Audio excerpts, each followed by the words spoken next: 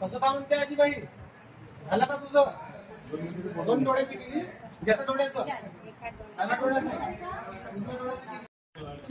मुख्यमंत्री यांचे सुपुत्र तसे संसद रत्न माननीय खासदार श्रीकांतदादा शिंदे साहेब यांच्या वाढदिवसानिमित्त आज चंद्रपूर जिल्हा रुग्णालय येथे शिवसेना चंद्रपूरच्या वतीने आज रुग्णांना फळ वाटप कार्यक्रम घेण्यात आलेला आहे आणि श्रीकांतदादा शिंदे यांचा वाढदिवस चंद्रपूरतील आम्ही शिवसैनिक मोठा उत्साहात साजरा करीत आहोत।